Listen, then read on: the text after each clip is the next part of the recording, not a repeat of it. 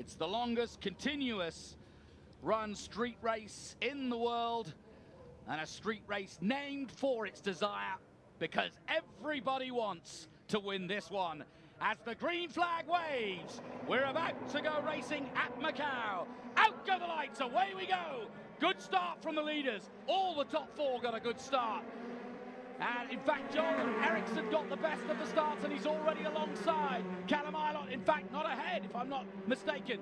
And it is Joel Eriksson who leads.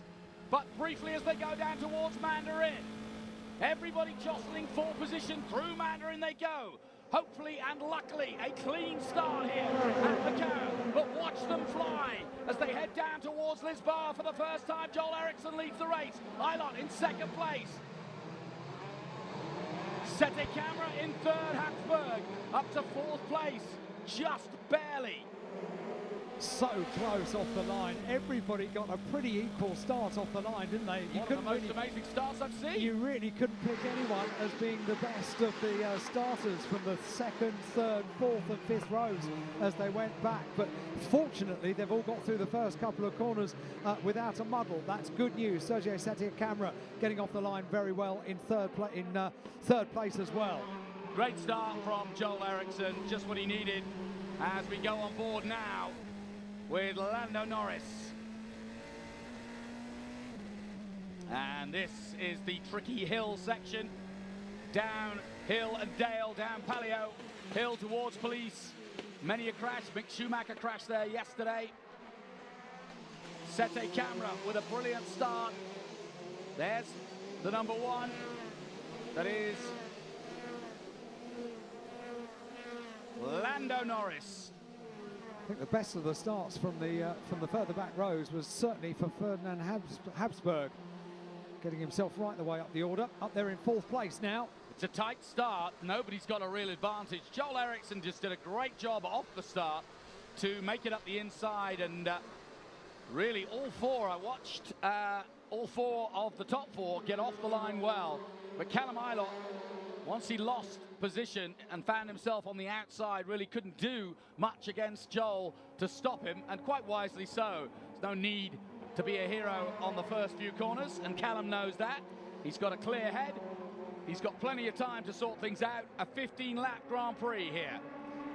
Habsburg going very well indeed now, and right on the tail of Sergio Sete Camera. Our first accident, and it is Marino Sato.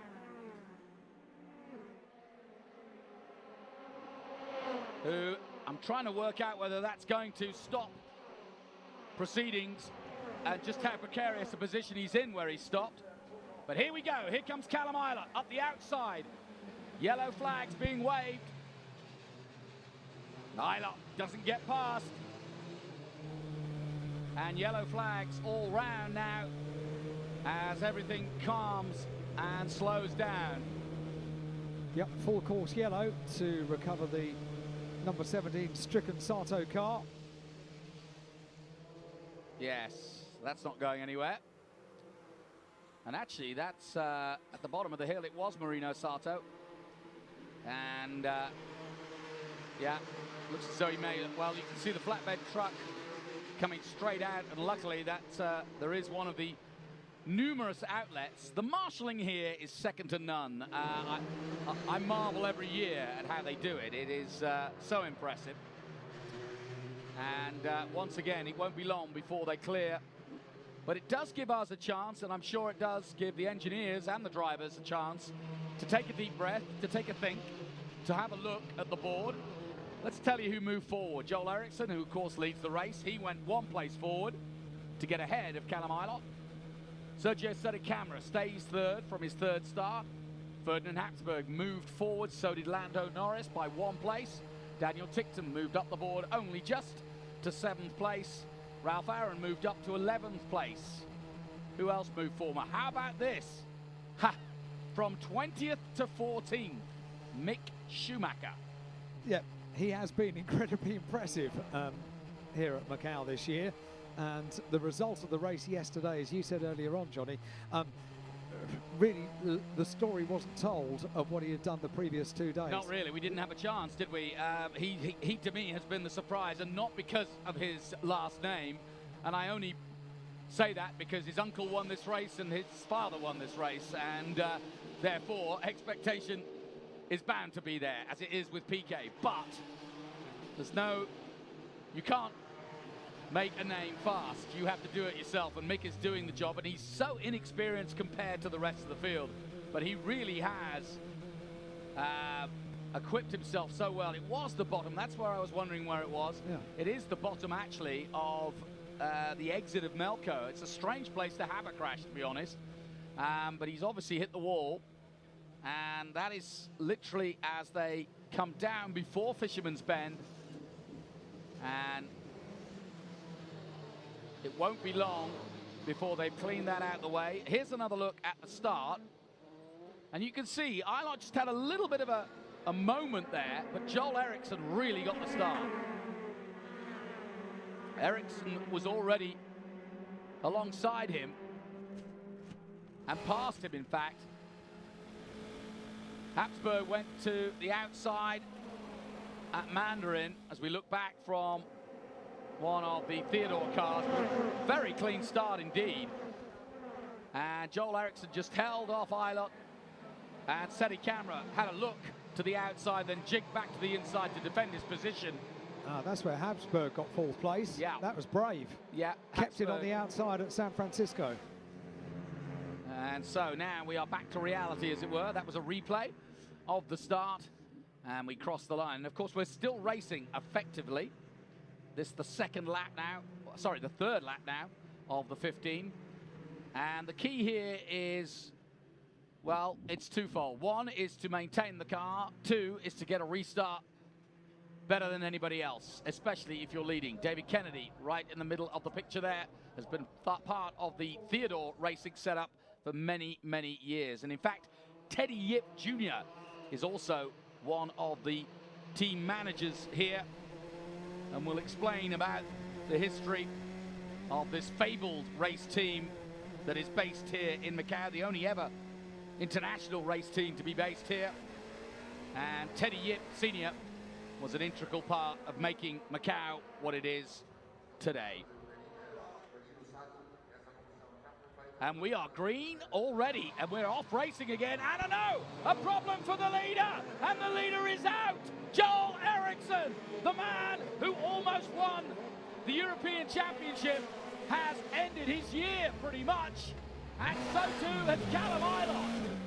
Well, the restart caught us all by surprise, and drama indeed, but that is Macau, folks.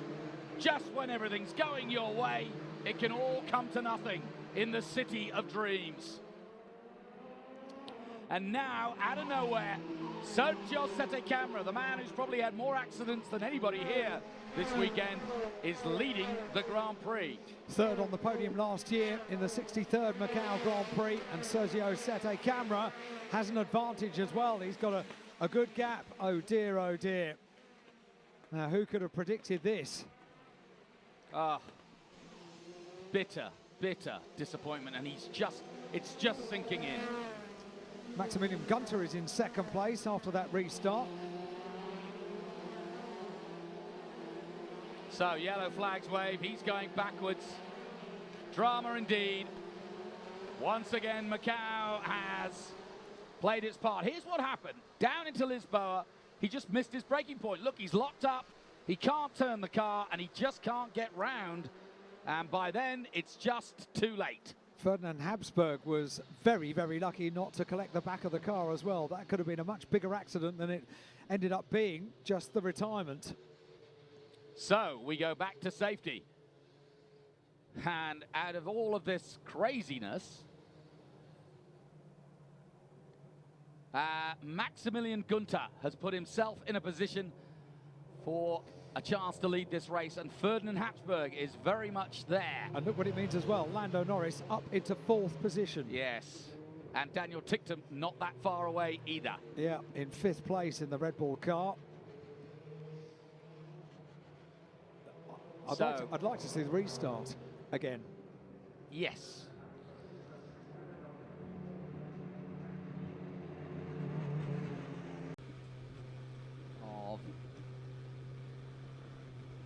Somebody's coming into the pits there. That's not good news. Now, what's occurring here? There's a lot of men coming into the pits. And there's the Ferrari man, Mr. Rivoli. Now, I'm just trying to ask myself the question, why is the Sahara Force India car of Jaharan Daruvala coming in? Why is the Theodore Racing car of number 7, Callum Illett, coming in? Callum Ilott, and they're trying to get Joel started. Now, what's going on here in your mind? They're just changing tyres. Well, he's obviously got a puncture then, a slow puncture maybe.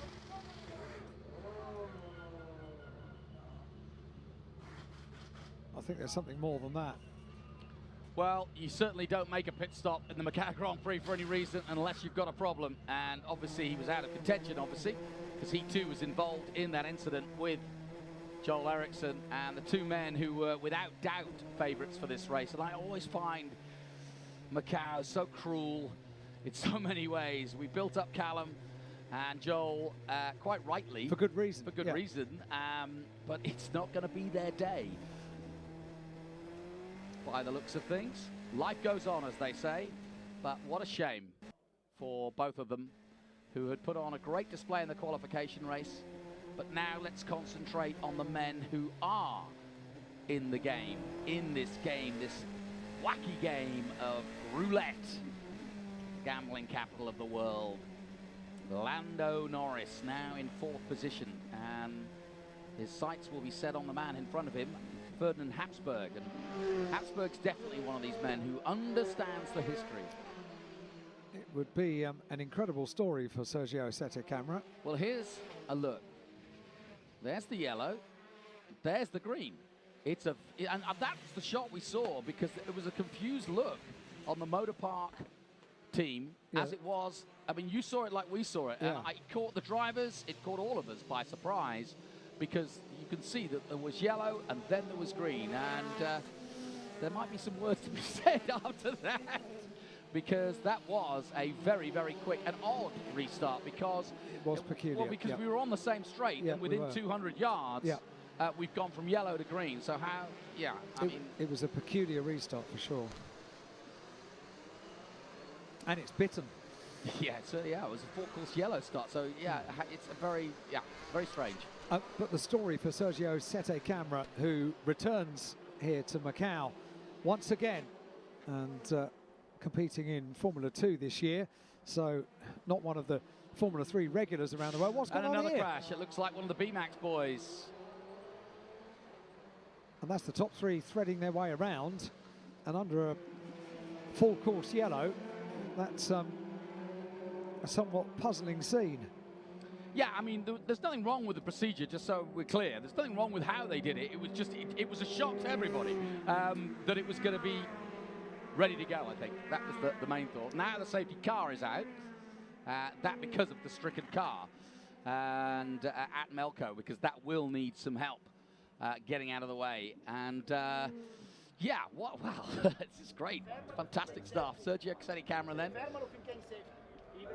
And look, it's already gone. Quick as you like. So, let's just catch up with where we are. Camera leads. Gunther, the German, is 2nd. The Austrian Habsburg 3rd. Lando Norris, the champion of Europe, is 4th. Daniel Ticktum of Great Britain, the Red Bull Junior driver, is in 5th place ahead of Pedro Piquet. Ralph Aaron making his debut here. There you see the replay, and it's again one of those innocuous Melco problems. I say problems, but accidents where just not enough turning room, simple as that. But the key now is to, like I said, maintain the tyres, maintain the concentration. This is why this race is so special too, because it's a mind meld. I mean, you really have to have your wits about you. It's not good enough just being a good racing driver. There's a lot of fast people out there. There's 200 or 300 fast karters every year that graduate. Where the real metal is shown, where you find out who is the special one of the class, is the one that can keep his head, that can deal with all these distractions, can deal with all these restarts, can keep everything functioning, keep the tires warm, can strategize as to what to do next. And that is where the race is so often won and lost. In comes the stricken car from the turn, and it's car number 11, that's Savoy, the Japanese driver, and he's just getting a new nose cone. And laps behind safety car, full course yellows, maybe will aid drivers that were worried about tyre degradation. This is a few less laps that they're doing at full speed around the gear circuit, well, so that might be helpful. Well, and just a thought, how about this? Mick Schumacher in 11th position in the number 10. There he is, coming through from 20th on the grid. There he is. Could he do something special? In fact, the man in front of him is also making his debut, the Frenchman, Sacha Fanastras. And that means that the leading rookie is Fanastras. Actually, it's Ralph Aaron in 7th position at the moment, the Estonian. Maybe we wouldn't have predicted that before the start of the race, down there in 7th place. I'm just looking at the order as we're hopefully getting ready to get this race back underway, and I'm fascinated for the restart about 4th, 5th and 6th places respectively. Lando Norris, Daniel Ticktum, Pedro Piquet in 4th, 5th and 6th places respectively, as the BMW, the official car of the 64th Macau Grand Prix, leads the field around another lap. Sergio Sede Camera, 2 crashes this weekend, a podium yesterday. He was on the podium for the Grand Prix here at Macau last year. He was 3rd last year, and he's the fastest lap holder around the gear circuit in a Formula 3 car, and at the moment he's leading. Well, and interestingly enough, as they all slot by the start-finish, Mick Schumacher has pitted. I don't believe this. Oh, what a shame. So, for some reason, Mick Schumacher is out of the race. I can see him coming past our grid position, our commentary position now. And sure enough, having built him up, I'm afraid it looks as though it could be over. Oh, what a terrible disappointment. Better news for Theodore Racing, though, is that Callum Ilott is back out and on the same lap. Here is Mick Schumacher. So what's happened here? Car doesn't look as though it's damaged.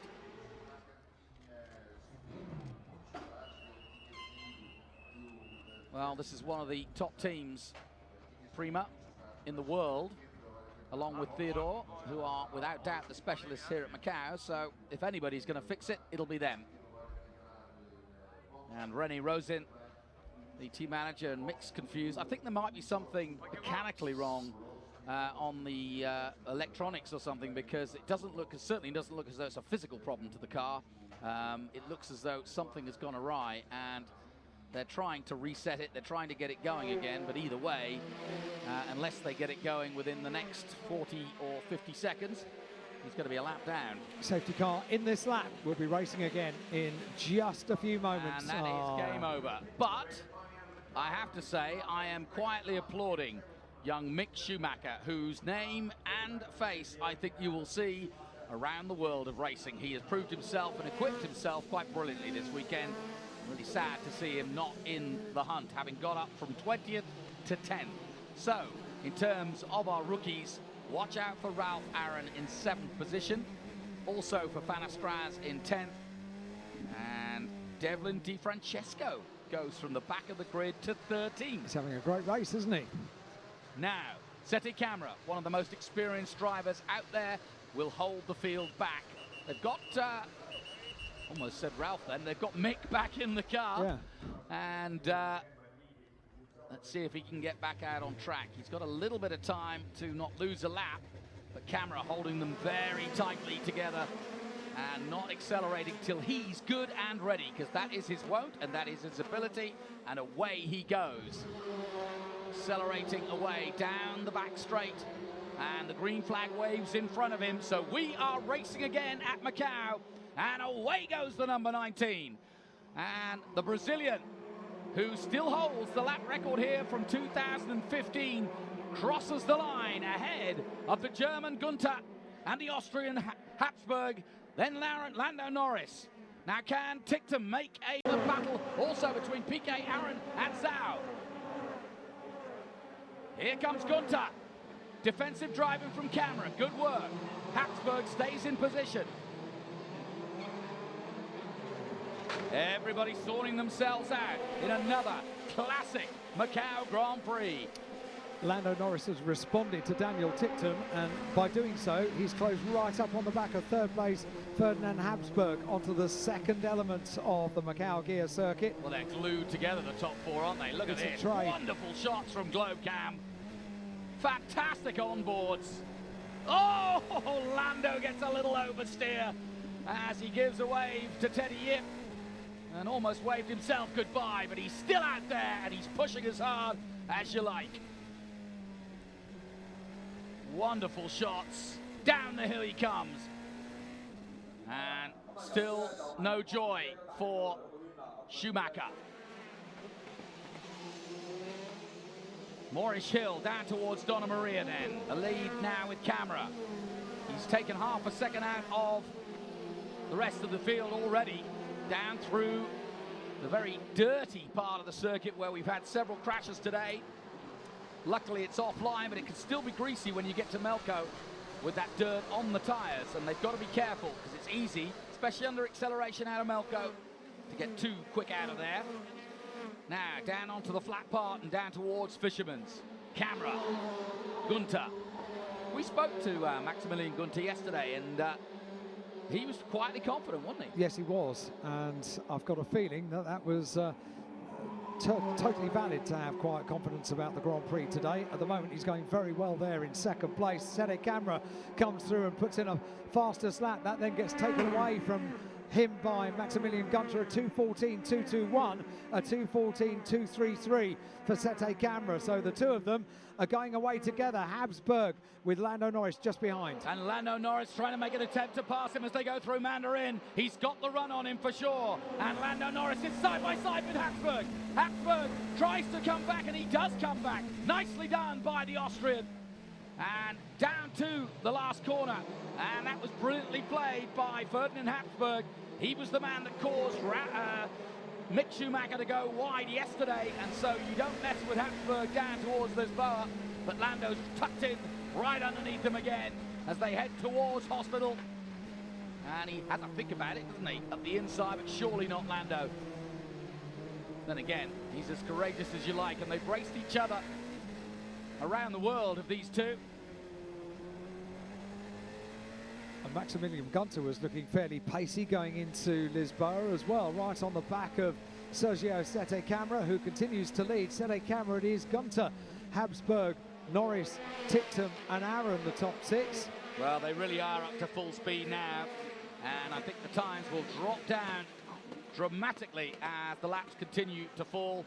Let's hope there are no more stoppages in this fantastic Grand Prix.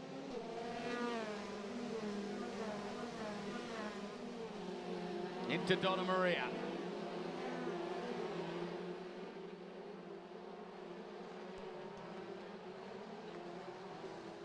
Slightly wide there, a mistake by Gunter, and look, the rest of the field has piled up, and that surely has played into the hands of Sergio Sede Camera, the Brazilian. What an advantage he's been handed as they come down the hill. At least half a second, look at that.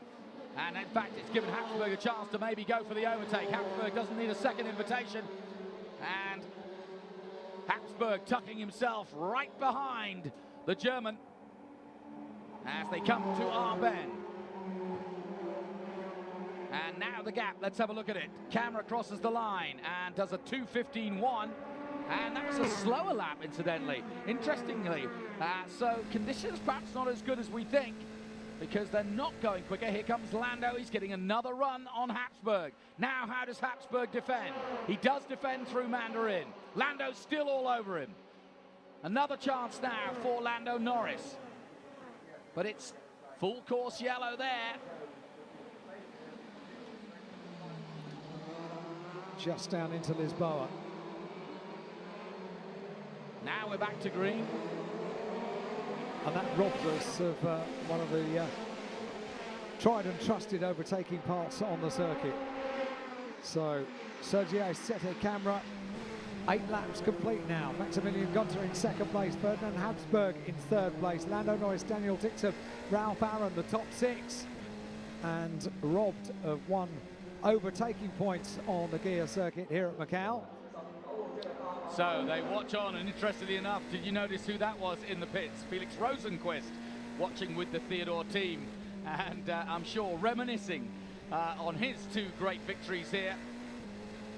And there he is. Good guy, really good guy, and certainly made his name, as so many others have. But as I mentioned, he's not a Formula One driver, and that might be the aspirations of all of this grid. But if you like Felix Rosenqvist, there are plenty of other ways also to become a mega star, as Eilert creeping up the board. Eilert already in 12th place, so watch out for Callum. He's back on the move, and even though time is running out for him, he's not out of this by any means. Lando right on the tail of Ferdinand Habsburg around the Melco hairpin. Keep this momentum up. And we no longer have yellow flags down at Lisboa.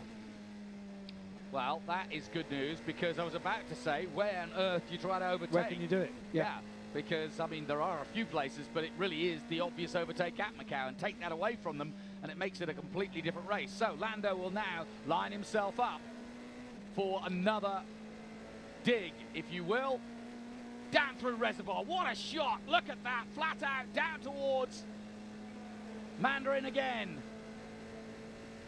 Over 200k, 240 through here, 270, and not lifting a jot.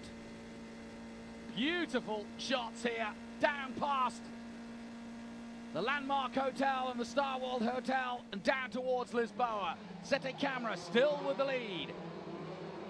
But it's too hard to call at the moment, because the top 3, top 4 are almost glued together. And Eilert trying, not in vain, to try to catch up. He got one more place, and he's moved up already to 12th position. And Devlin Di Francesco is hot on his heels behind him. And he's thought, well, you know what you're doing. I'm new here. I'll follow you. We're back on for fast lap times now. The yellow flags have come in on the approach to Lisboa, and a 2:13.250 for second place, number 9, Maximilian Gunter. Yeah, and any one of these 3 could win this race, or have the capabilities to put on a show here. But right now, Camera, and it would be somewhat poetic if here in the 35th running of this race, it was bookended by a win by Senna. Well, that was almost an end of day for Camera, and it wouldn't have been a pretty picture. But it could be Camera's day, and it would be somewhat fitting that a Brazilian could win the 35th. That was wide as well. That was wide. He is getting a little bit leery, to say the least. He was saying that the bumps on the circuit are in different places this year, so it took a little while to get used to them. Well, actually, Police, where that big pileup was for the GTs, and where Mick Schumacher and several others went off, is one of those places where the bumps under braking were affecting them. Having said that, Lisboa is a lot flatter, it seems. Fisherman's, which caught Camera out earlier in the weekend, is another place that it has been a little bit bumpier this year.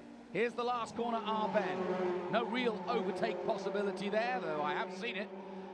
And another lap is completed. We look at the lap times again. Now they're starting to drop. Fastest lap this time by Habsburg. He's dropped Lando Norris for a bit. But only for a bit, because Daniel Ticktum has taken it away in 5th place. Flying he is, 2:13.184. Habsburg is going to make an attempt on Gunter. Here we go. Watch this, folks. The Austrian jinks to the inside, which will become the outside for the next corner. But they're side by side, and brilliant stuff by Habsburg, because he gave the German no chance of coming back at him. And through goes Habsburg in a classic Macau overtake. Now, what can the Austrian do? The Empire strikes back, so to speak. Super. Absolutely super stuff by Ferdinand Habsburg. Look at that. That was just brilliant through Mandarin. He gives him the idea that he's going to stay on the outside, and then does that and says, no, sir. And I've got no problem with that, have you? No, absolutely not. I loved it. Every single moment of it. Now, Maximilian Gunter, what was he doing? He was 1.1 seconds behind. And that's PK. PK is out of the Grand Prix. Oh, it's a helmet similar. Well, No, you know who I thought it was PK for a minute because of the helmet colours, but well, we'll soon find out. Alex Palau's going down, but the race continues, and I don't think that incident will affect anything. Look at Ferdinand Hatzberg, and look at Lando Norris. What I was going to say was that Maximilian Gunter had a fair crack at the whip of getting onto the tail of Sergio Sette-Camera, who leads the race. Now, Habsburg has got the job to do himself, and the pursuer becomes the pursued. Yeah, no question. Now, let's take a look at the lap times as they cross the line again. Camera, now, a 2:13.4 last time out, and a 2:13.8. And it was Devlin Di Francesco, the Canadian, the young Canadian making his debut, who has succumbed to the Lisboa. And down the main straight they come again. And again, Lando Norris looking for a way, any way past the man in front of him. And has he got a chance here? He certainly is going to try. Here he goes, gets the slipstream. Defensive driving by the number 9 Gunter. But Lando won't be denied at Ticktum.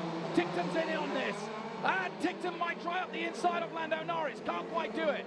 The Brit's got the bit between his teeth. And he wants a bit of Lando Norris. The two Brits glued together up the hill.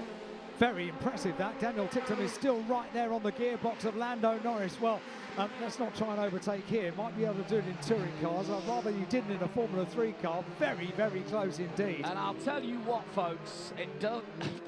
I just saw Gunter go absolute sideways there as he came through Hospital and Maternity Bend, and they are pushing. And Ticktum now, look, see at that, Lando Norris also getting squirrely. It's getting pretty tough out there. 12 of the 15 have gone. We are getting closer to the end of the World Cup. And at the moment, it's going towards Brazil. It's a bit ragged for Lando as well. A couple of moments where you see the back of the car just step out when he comes out of the corner. And he's under a huge amount of pressure as well. Daniel Ticktum is not easing that pressure, is he? Up towards the Melco hairpin. Just a brief moment to pause and reflect, and then it's back on it, down the hill. Well, all the talk last night, certainly in dry conditions, was how much downforce to use on the car and equal that between the grip you're going to get and how quickly the tyres go off, and therefore, as the race goes on, starting to run out of that grip. And everybody was kind of toing and froing as to what to do. But as you can see, as desperate times and desperate measures, everybody's starting to get a little ragged out there.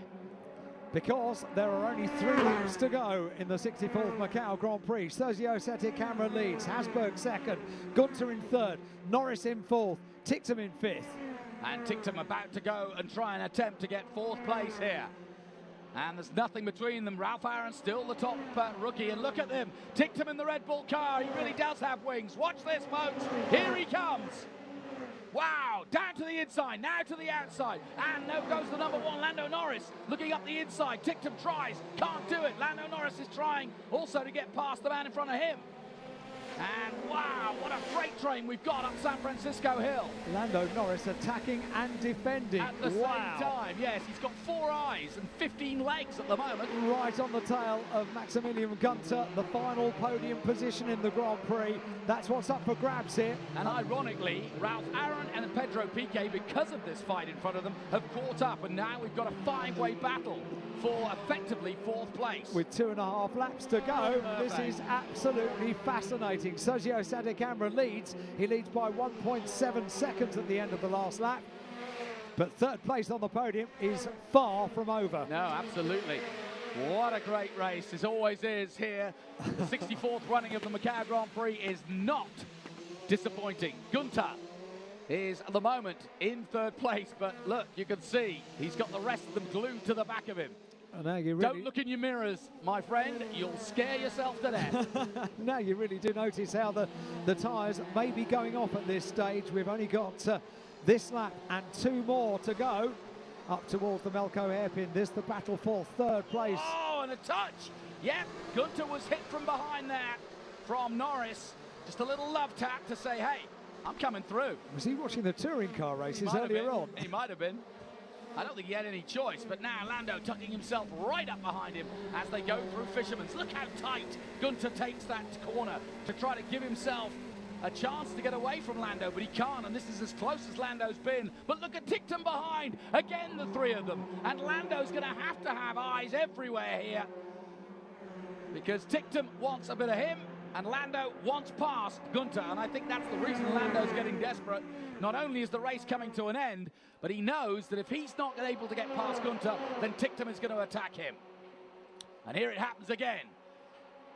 What a race! Through Mandarin they go. And once more, Gunter tries to defend, but this time Lando's got the run on him. Ticktum's got the run on both of them, and through comes in the middle. Surely not. Oh, I almost thought, oh, what a big lock-up there. Daniel Ticktum gets the better of all of them. How did he do that? The crowd went wild, and Ticktum does it. Absolutely fantastic stuff by Daniel Ticktum. Wow. Wow, that was top draw racing. And something had to give, and the others had to, and Ticktum's gone through. Can I breathe? Possibly not. Well, I used to read Desperate Dan when I was a kid, but that was the epitome of it. Astonishing. There's been no doubt about Daniel Ticktum's speed around the Macau circuit all weekend. And all his bravery just then, that was as good as it gets. I said you wait for somebody special or something special at Macau to show who's got the metal, and that was one of those moves. And we haven't been looking at the top two for a while, and look how Habsburger's closed up on the back of the leader, Sergio Santacamera. Wow! This lap and one more to go in the 64th Macau Grand Prix, and we're up for a grandstand finish. It just gets better and better. What a race this is turning out to be. And Sergio Santacamera, who has been third in this race, and would love to give Brazil another victory, following in the footsteps of the likes of Maurizio Gugelmin, Ayrton Senna, Roberto Maurizio, and so many others, Lucas de Grassi, and now Sergio Santacamera, but an Austrian, following the footsteps of Lucas Auer, can possibly do it for Carlin, and he wants this bad. His dad is here, but will the man with the famous name make his own famous racing name? It's one thing to step out of the shadow of being a Habsburg. It's another to win at Macau, but he's got a chance to do it. And here he comes, folks. Ferdinand Habsburg has got the run on the number 19, and Camera is a sitting duck for now. He's got to defend, and he does so through Mandarin. They're side by side. There's no room to do that, folks. And he's done it, though. Habsburg's done it. He's going to take the lead. And he's got to, because Camera's going to run out of road. Camera holds on, but he's got a break, and through goes Habsburg. Sensational racing again. And Camera somehow holds off. Wow. Unbelievably brave, wheel to wheel between these two. Is that going to be the last opportunity for Habsburg? No, no, no, no. This is the last lap, and Camera is holding on for dear life now, as Habsburg wants this bad. He really does. He knows he's got the pace on the Brazilian, who said, I've got the set of tyres, but Habsburg amazingly hasn't. You can see how used those tyres look, but Habsburg, as you can see, is driving like a demon right now. What a race. And Camera, if he does win this, will deserve every moment of it. Now Habsburg trying to force a mistake even, because time is running out in terms of opportunity. He's got one real chance at the bottom of Fisherman's to make a move, but he's got to tuck himself right behind here at the Melco. Meanwhile, behind, Daniel Ticktum is still in third place, ahead of Lando Norris. Well, this has turned out to be a vintage Macau Grand Prix in the 64th running. There he is, Habsburg. Ticktum still just ahead of Lando Norris. Great battle in the midfield. Gunter drops right down. Ralph Aaron's going to finish fifth in his debut season. Here we go. Lando Norris trying desperately to get up there, but it's going to be Habsburg trying to stop Sergio Santacamera, and there's nothing between them. They're side by side coming to the last corner. Habsburg's got him! Habsburg's got him! And Camera hits the wall. So too does Habsburg. And Daniel Ticktum wins the Macau Grand Prix. What a finish! Oh, I've seen some close finishes in my time here, but that made the boldest move. He was there at the right time, and when all around were losing theirs, he stepped up to take what is almost an unbelievable win for the Motor Park Astonishing. team. Absolutely astonishing. Daniel Ticktum wins the 64th Macau Grand Prix.